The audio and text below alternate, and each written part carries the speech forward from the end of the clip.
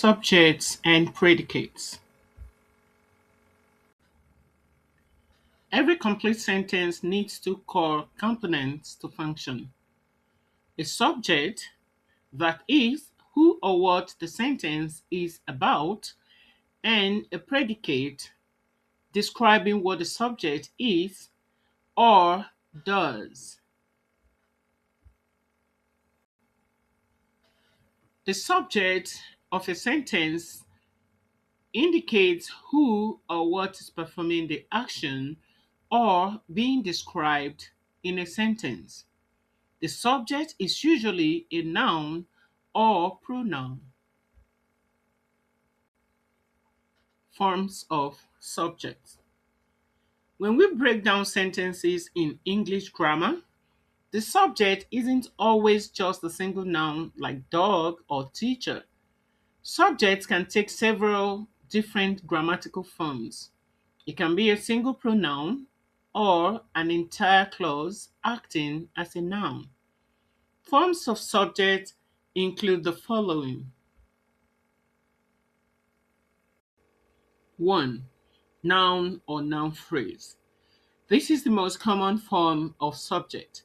It can be a single noun or a noun accompanied by modifiers like articles, adjectives, or prepositional phrases. Examples include: 1. Nigeria is a historic country.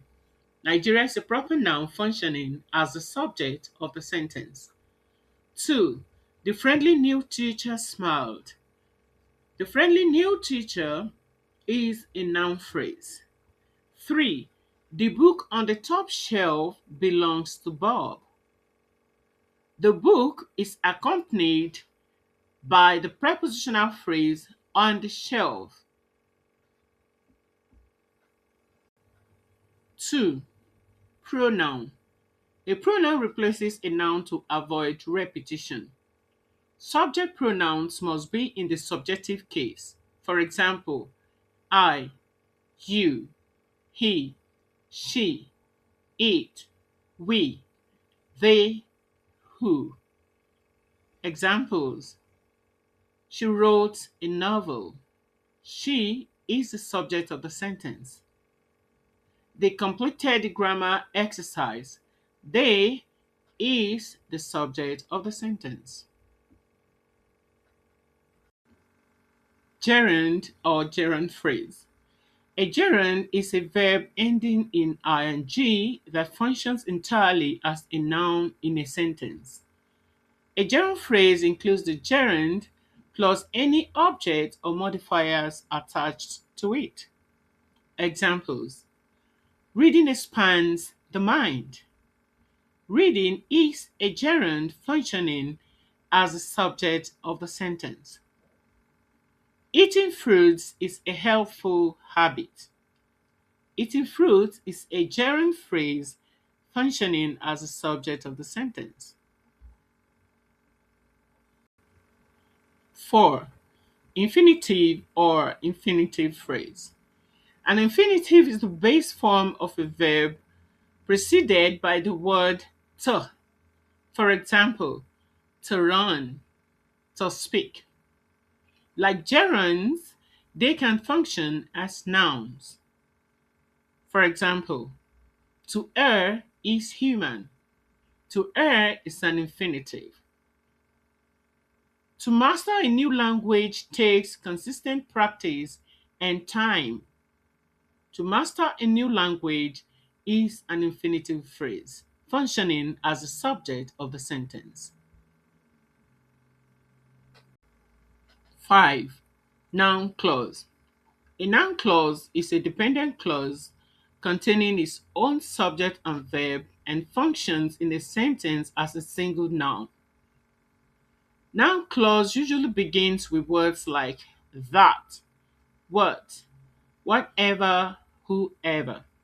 Examples: what you just said makes perfect sense. What you just said is a noun clause functioning as a subject of the sentence. Whether we win or lose depends on our teamwork. Whether we lose or win is functioning as the subject of the sentence. 6. Dummy or expletive subject it or there. Sometimes sentences use it or there as placeholder subjects. It is a grammatical filler used to introduce a state of being, weather, time, or existence. Examples: it is raining heavily outside. It is a placeholder for weather. There are 20 students in the science laboratory. The true subject is students, but there holds the subject position. Types of subjects. There are three types of subjects in English grammar. However, there's a kind of subject which is not specifically written, but it is understood to be you in imperative sentences. The following are the types of subjects. 1. Simple subject. Simple subject refers to only the main noun or pronoun that is performing the action or being the state of being in a sentence. It does not include any descriptive modifiers.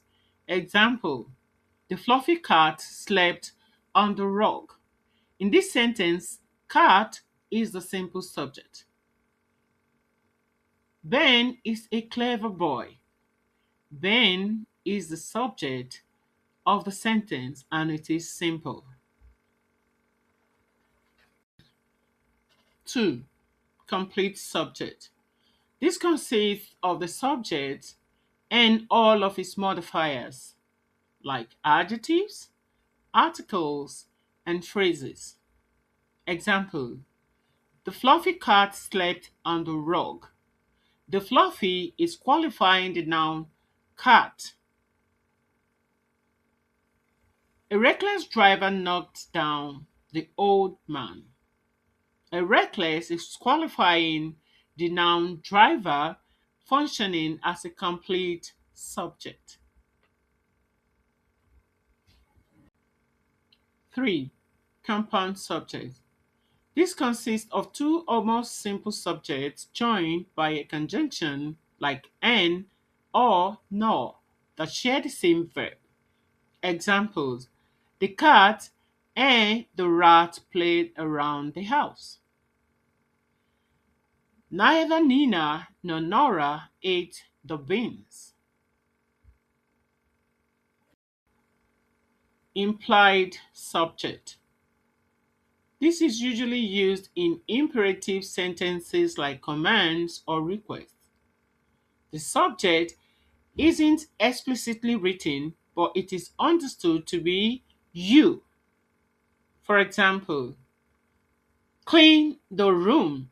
It is assumed that the speaker is speaking to someone, which is replaced by you in a sentence. Close the door is a command. The speaker is addressing someone, and it can be replaced by you. Close the door. Predicate. The predicate of a sentence tells us what the subject is doing, is, or experiences. The predicate can be said to be everything in a sentence except the subject. It always starts with a verb.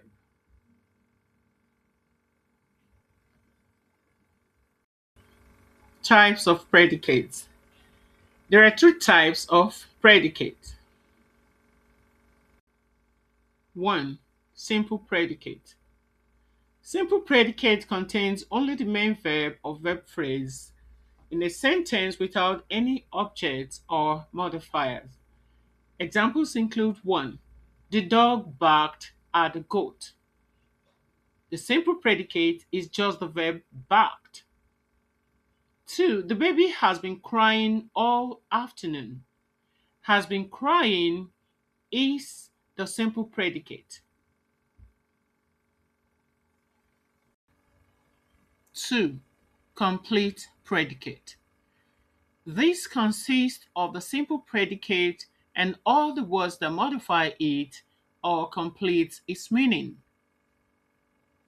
They include objects, adverbs, or phrases. Sentence examples: The boy ran across the road hastily. She made a very beautiful dress.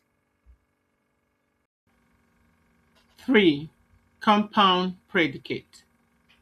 These include two or more actions or verbs performed by the same subject joined by a conjunction. Sentence examples: The dog napped on the rug and woke up hungry. 2. The tree fell and blocked the road. Thank you for watching. Do not forget to subscribe, like, and share.